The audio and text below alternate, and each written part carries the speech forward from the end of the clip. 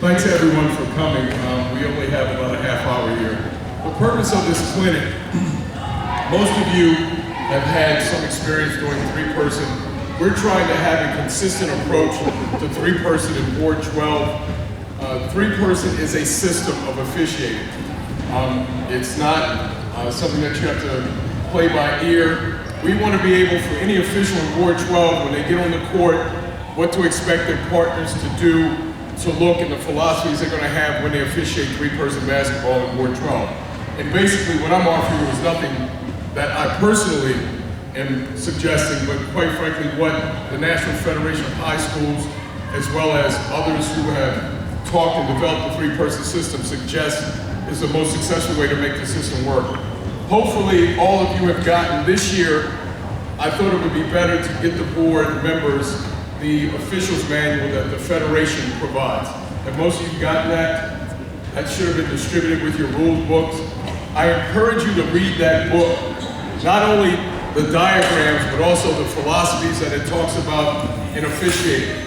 The key to officiating in three-person, just like it is in two-person, is knowing where to position yourself on the floor and obviously where to look, okay? So I'm gonna go with some things that are very basic in three-person and also some things that are philosophies that we want to follow in going three-person. If I could have Latifah, Chad, and Greg out on the court.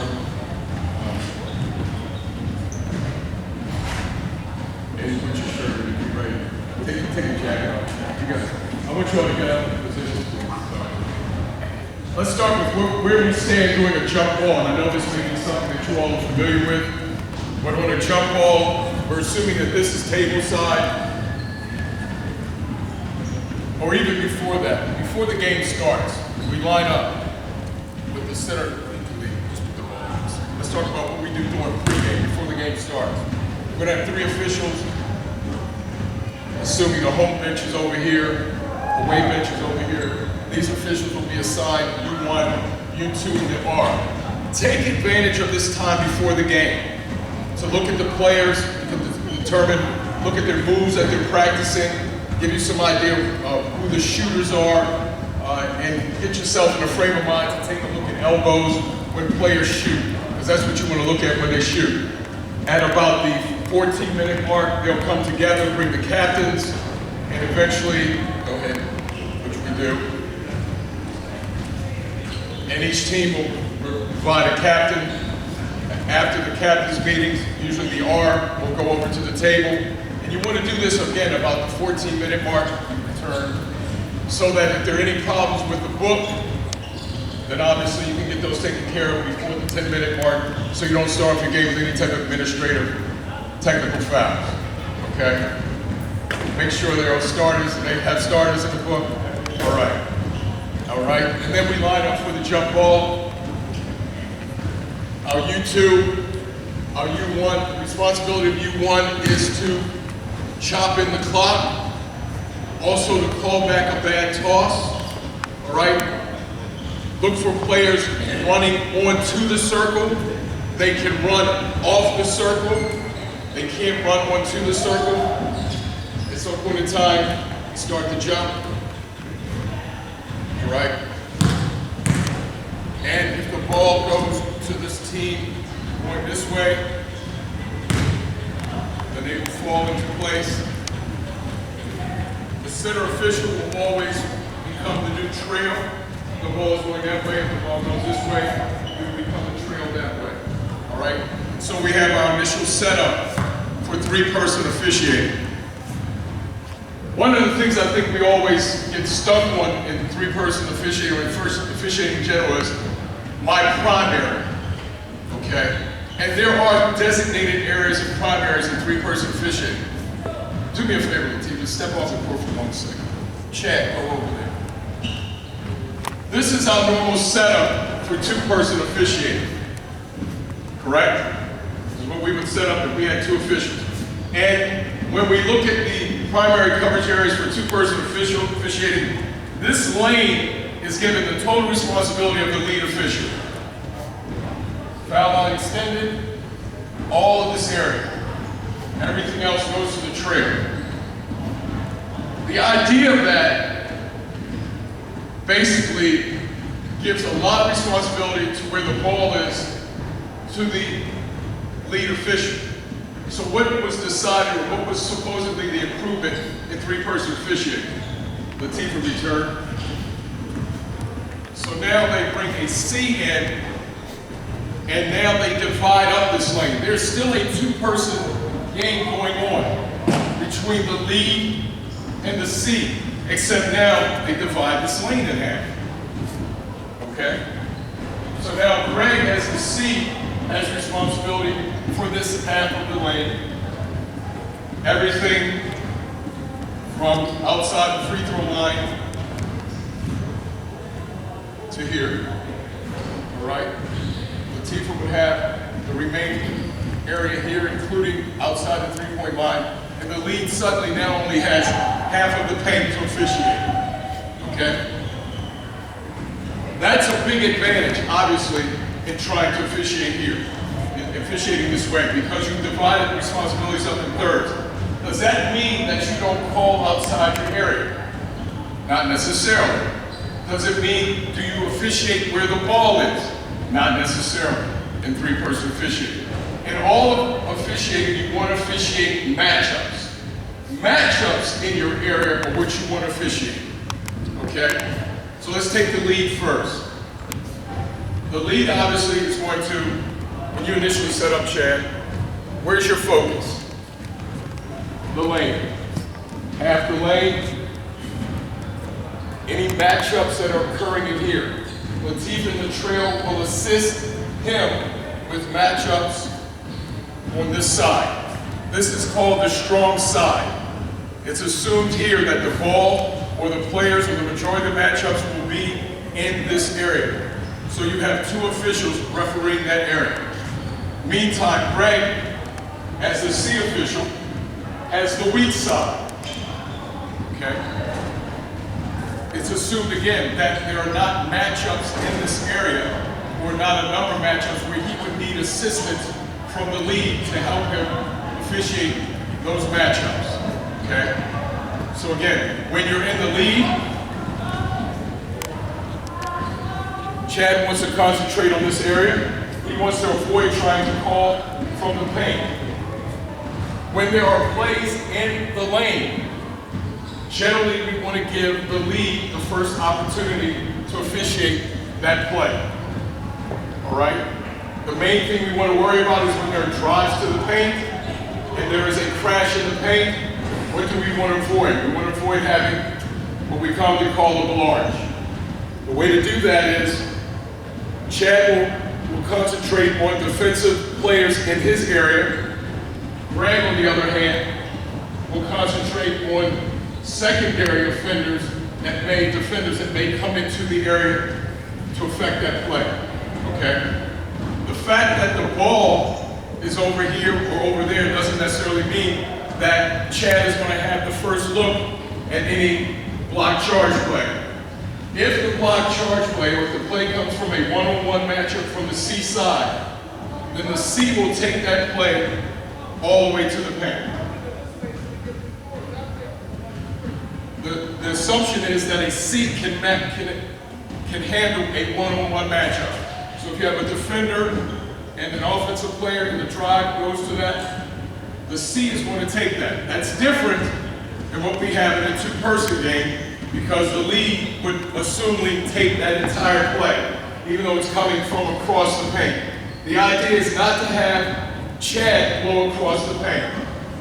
I've been known to say that you have to imagine there's a wall in the middle of the paint, and you as the lead do not want to come through that wall.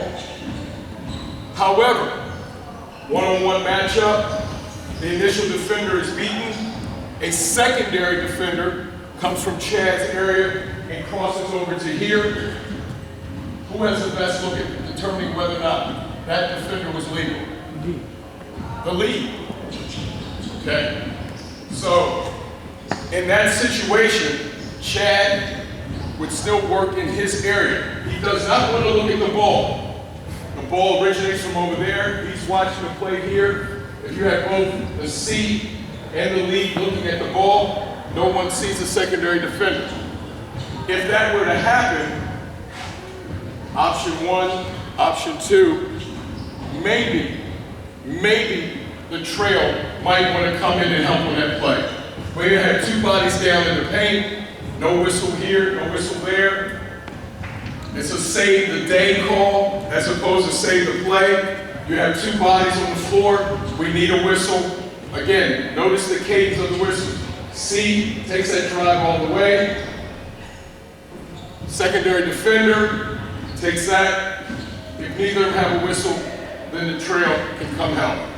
All right? That's different than if the play originates out of the trail and comes here and winds up here in the paint. Again, lead would have first crack, C, then trail. In all instances, we really want to avoid the trail having to come get something from that far away. Okay? What if they have a double whistle? What do you do in a double whistle, Chad? Eye contact. What the first thing that you two are going to do? Go. You're going to make eye contact. Are you going to come out immediately with a preliminary? Hold. How about you? Straight up. The idea is to avoid the C coming with a preliminary, go block, and the lead go charge. All right? Which is a double foul, which is a large, which is kind of the bane of all officials. So on that play in the paint, and this is what you talk about in your pregame. On that play in the paint, you may decide on all plays and all drives, we're going to let the lead take first crack. That's kind of a lot of burden to put on it. It defeats the purpose of three-person officiating. What you want is the lead to take first crack at all plays coming down the middle, originating from the strong side, that don't involve secondary defenders.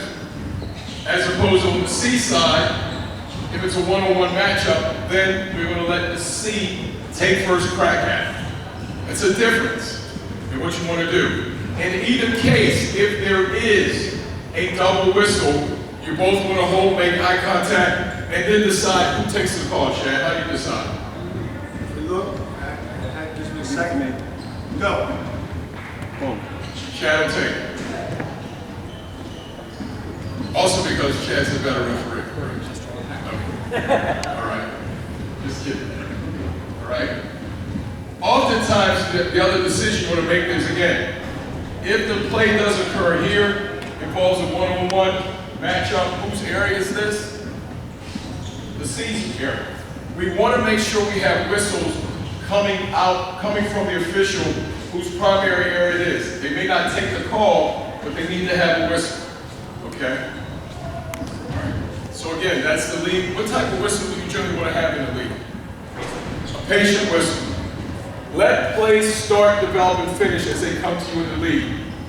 How do you determine your initial setup point in the lead, Chad? By positioning of the ball or how many players I have on my side. Correct.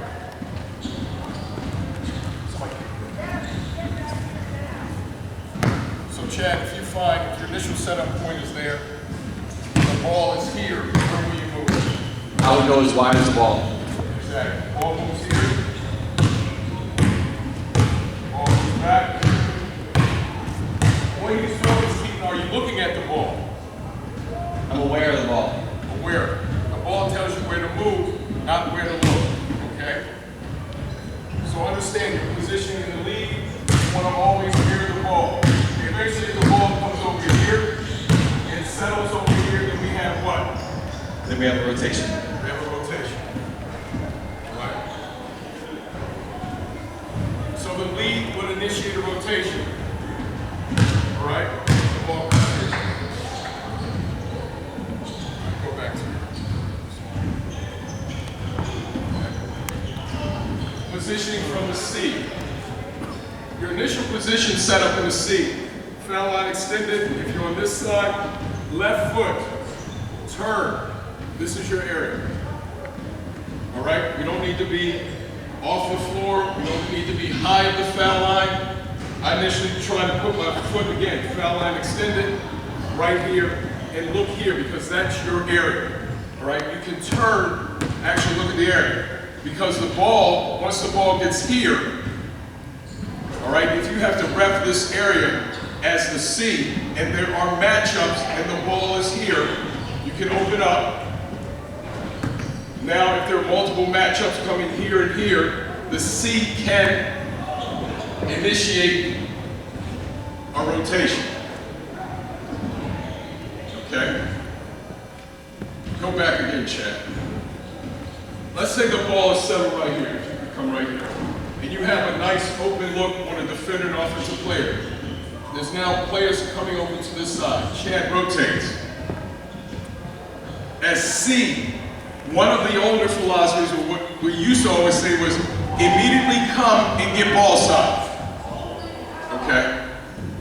However, if you have an open look right here on these defenders, this defender and this player, do not give up this position.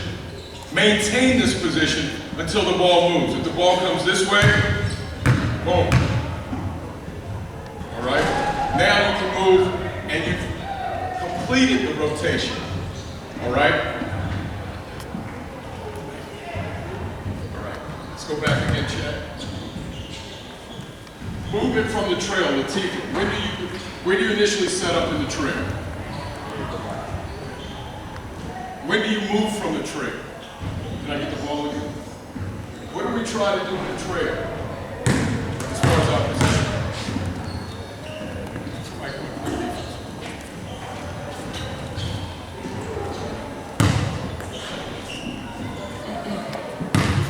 Setting up. Where's your movement from the trail?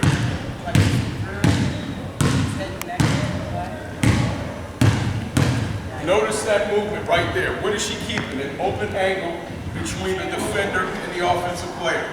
She's always wants to see through. I always say you move at the same pace and speed of the point guard.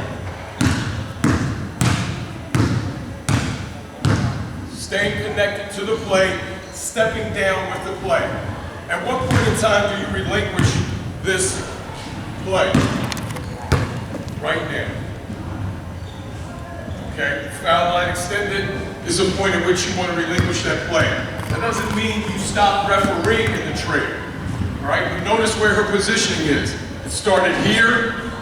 Oftentimes, I think we just stay here and ref. Walk in with the play, relinquish it, and then focus on other matchups that are occurring as a result of that play. Okay? Any questions? So, Mike, real quick, so the ball, the player, offensive defensive player there at the elbow, does she ever go that way? Well, what do you have when you're right here? Something Al Batista likes to call a half matchup. All right? Is this technically, again, from this side, from that side? That's a half matchup. All right? There are dual areas of coverage throughout. Same thing here. All right? Or, if I'm shooting from here, can Greg see this hit? Boom. Open looks, open angles. Okay, that's what you want to maintain. Understand? Yeah. Questions? Anyone else?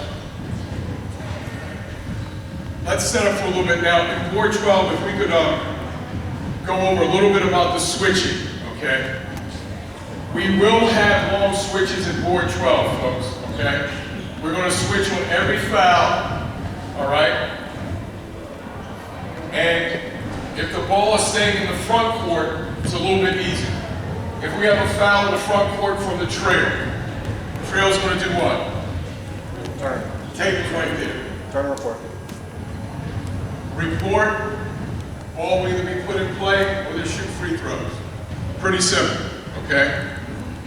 Ball in the front court, we have a spot. What do you do? Spot.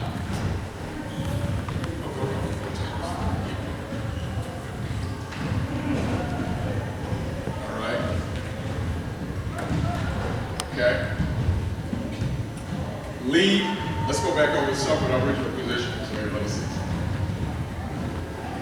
Just so everybody gets. That's right. Lead, make a call. Boom. Team control. No, we're staying in the front. Oh, staying here? Yes. Boom. Shooting. Okay. 4. 1. Hits. Very simple when the ball stays in the front court. Very simple. Whether we're shooting or spot throwing. Okay? All right. Now, here's a couple of tricky things now. If we're going long, okay, let's get a call from, this is our long switch, folks, the lead. It's going to make a wind up going long. What do we do? Player control. Player control foul. Play 24, player control, spot. That's the long switch, folks. Okay? All right, come back, Greg. Thank you. All right, Greg is going to begin. That's staying table side. We have a call from the trail. We're going long. Illegal. One, lead free. All you do is move down. Stay in table side. Yep. Okay? All right, come back, Chad. Now, Latifah has a whistle, and we're going. This is the tricky one, folks. But this is the time where we don't go table side. When the C has a call, and we're going long, the C reports. There's no switch. There's no switch. All right, and now they just slide down. Ball goes right there. All right, Greg has to come take the ball. Right back. Okay. She does not wind up table side. Okay. Come back again. Greg, stay in the lead on this side. The second opportunity where you do not wind up table side. C opposite, trail opposite. Okay, now it's a trail. Your trail now. No, you didn't C. You were C. Same thing. Right. All right. So in those two instances, per the Federation Handbook, you do not go table side. Whenever you're the C opposite or the trail opposite. Okay? All right, step back up again.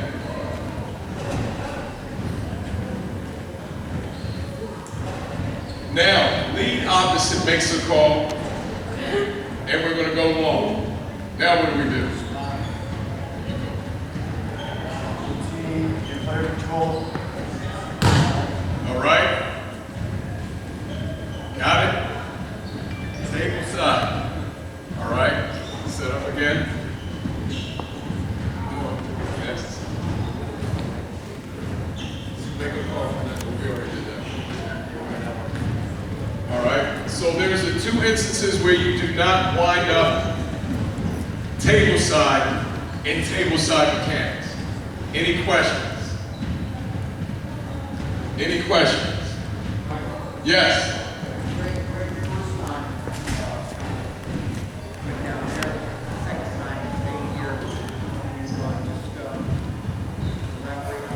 Which one now? What do you call it from here, Mike? The first time, go back over there. Chad, over here. Chad. When you call First time, on this side, you have trail and lead table side. Lead makes a call, we're going long. All right, then you're gonna have the switch. Chad will come up, report, and keep going. That's the long switch that nobody wants to do. That apparently nobody does, but we're teaching it this way. All right? That's the long switch. Now go back. We'll stay there, Chad. Now, Chad made the call from the trailer. We're going long. What are we going to do? Boom. He's already table side. And we're going to just glide down. Yes? I don't know. That's just the way the manual says to do it. What was the question? What was the reason for the long switch from the... It's just the way the manual says it. All right? It's the way they're going to do it at the States. It's the way the Federation Manual says do it.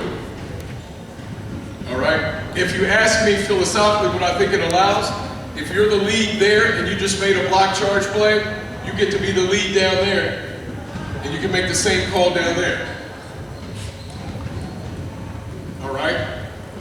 Does that help you manage your game? You certainly have the opportunity, if you had a 50-50 play there and you went block, or you went offensive foul because you went this way, or personal player control foul, you come down there and you got a 50-50 play, I would strongly suggest doing another player control foul.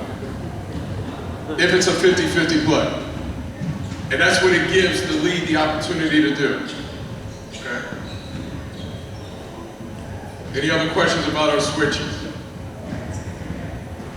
Okay. Free throw coverage. Let's go to free throw coverage. Let's go, Mike, hold there. Let's talk about substitutes, okay? Stay down there, correct? All right, subs are going to be at the table. If we had a spot foul there, where the ball's coming in on a throw-in, let's just say it's a throw-in, correct? And there's a sub at the table. Chad, you were the trail. Let's come back down, Chad. Let's set up. Joey. Teeth is here. All right, so the ball goes out of bounds on team A. It's going to be team B's ball going this way. All right, there's a sub at the table. Who's going to bring in those subs? C. The C opposite. Okay?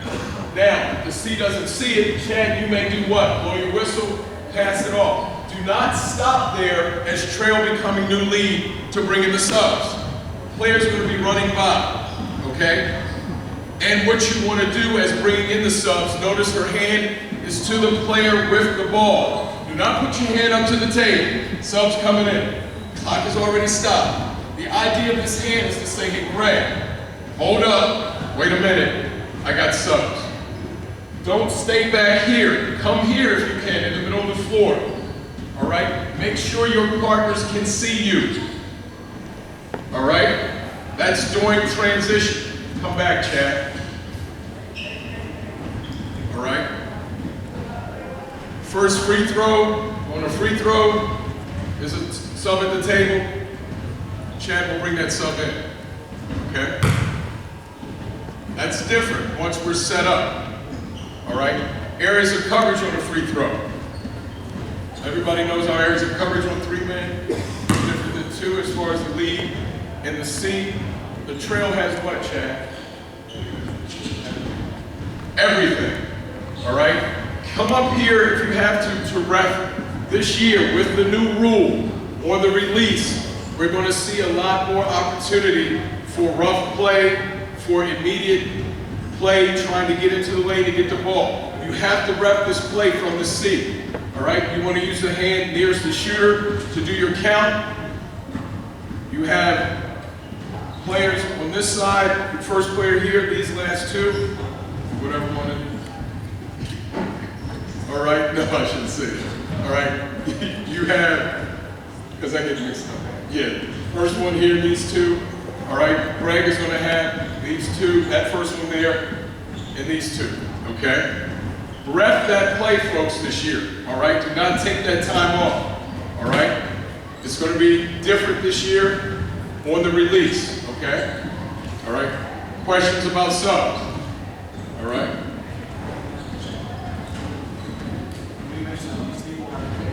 Yes, the release this year, again, we went over this, the new rule, free throw line extended. Anyone outside still has to wait, including the shooter, for the ball to hit the rim, okay? There's been some question raised about blocking out the shooter, okay? And if once the ball is released, are they allowed to do this? That's perfectly legal. What they're not allowed to do is to cross this line, okay? That's a violation, all right? Don't get too caught up in that, but they can still do what they normally do, okay? Greg, come over here. Chad, you can see. Again, Greg has a spot throw in. All right? We're going long. There's a sub at the table. All right? Who's going to bring in the sub? I think if I said C opposite before, I shouldn't have said C opposite. It's just going to be the C. The C is going to bring it, okay? Again, let the trail go down and become the new lead, okay? All right, so we're gonna have our C bringing in the subs during transition, okay? Either the C with the table side or the C here.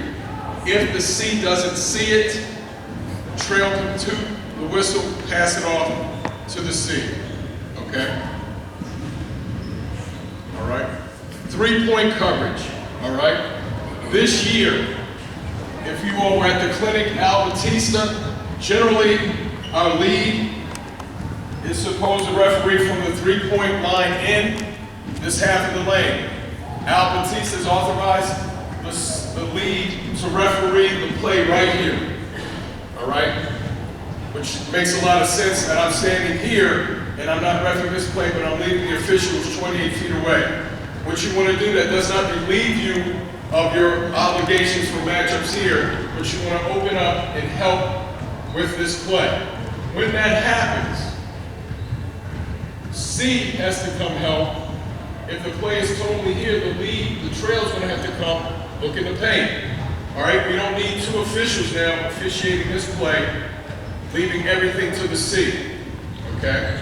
So per Al, this year you can open up, get wider, and help ref this play, okay?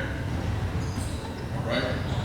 Otherwise, in 3-point coverage, as far as signaling on the 3-pointer, all right, the lead never should give the initial, all right? On a 3-point shot, the trail has all of this, all the way over to this point here, which becomes the seat to give the initial indication of a 3, all right? If we have 2 people signaling a 3, that means we have 2 officials officiating the same play, all right? Same thing goes for the 5-second closely guarded count. If it originates in the trail keeps it even though it may cross over into the seeds area.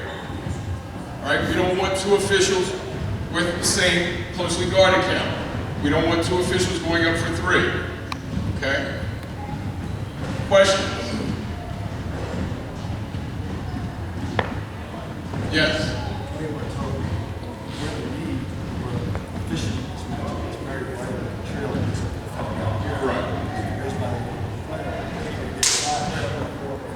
It's very important this year when we're opening up to the corner, when we have this matchup at the trail, step down a little and have the secondary defender come over. Because if this person blows by the defender and goes hard to the basket, or whoever's in the lead may not have an opportunity to see where the defender was set. So that's why it's very important for the trail to have that matchup down there or just to catch up on the secondary defender. Just food for thought. Yes? 3 minutes. 3 minutes, okay. Joey? So you 3-point score. You want the other one image the success? Yeah, they do mirror. They do mirror. All right? There is mirroring on 3-point shots. Okay? Any other questions? Chad, anything you want to add? Last second shot. Last second shot, very good. Last second shot will be the opposite table. Either it'll be the trail or it'll be the center official. However, who's responsible for the last shot? Everybody. Everybody. Okay? But again, what you want to do in these games, I know a lot of people like to go, we're under 1 minute. Well, in these games, you're going to have a 35-second shot clock. 1 minute is not significant because they're not going to be holding the ball for that entire minute because they can't because there's a shot clock. However, when you get under 35 seconds on your shot clock, then you all need to communicate as a crew who's got the last shot, okay? All right? When that shot goes up, if it's no good, you wait till it goes in and tell them it's no good? No. Blow that thing off. Blow your whistle, come running out, it's no good. Don't let it go in and then blow your whistle. Okay? Right, so it's either gonna be the C or the trail opposite, okay? Any other questions? Time out position. Timeout positions real quick. real quick, timeout positions. All right.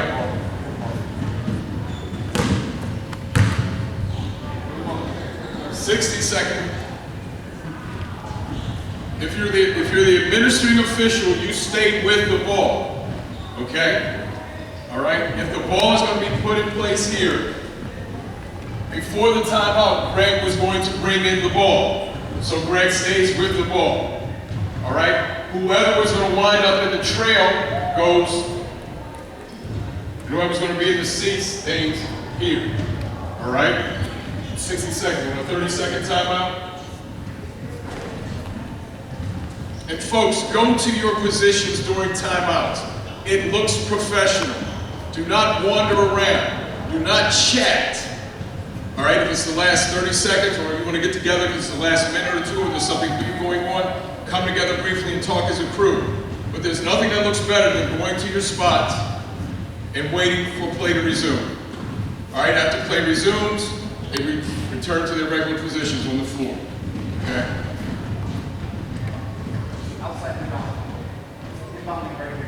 If in fact the ball is going to be put in play outside the three-point line, then the lead does not have to be outside because they can't ref anything here. Step on the inside, and now you can still ref your area, your matchups, and you still have your coverage. Okay? Same position. Bounce.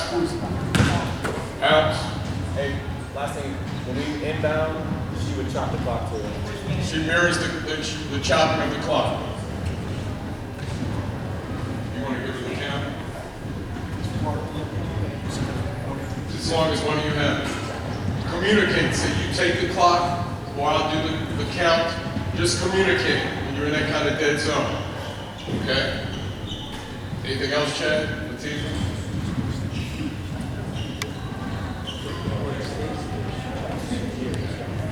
All right.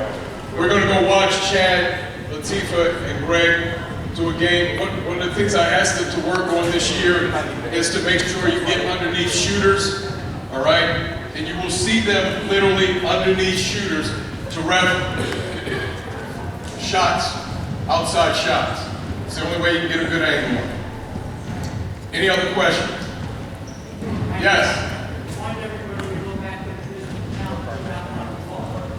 Yes, that's part of the, as you know, with the 35-second shot clock, you do not have a visible count in the backcourt. All right?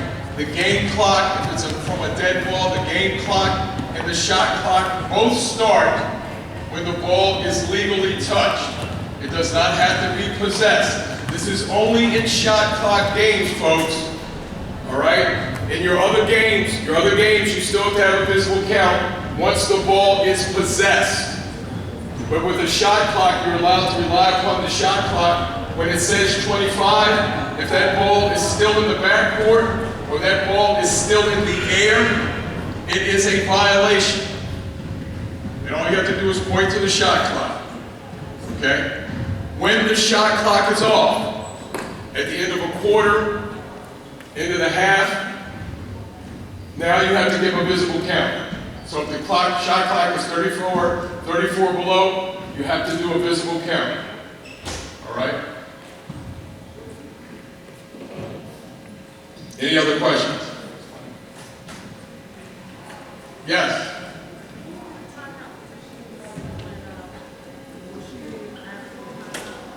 I'm sorry. Timeout positions, women. Okay. If there's a timeout doing a free throw, okay, if it's a 60-second, one official will be here, the other official can line up right next to him, right here. 30 seconds, again, the same thing. Official stays there with the ball. They can come to the middle if they want to, okay? Anything else? I encourage you to take a look at that official's manual. If you have one, have a question? No? I thought you did. All right. A lot of these things are reinforced. A lot of philosophies are reinforced. Okay, if you're ready to start, thank you. Have a great season.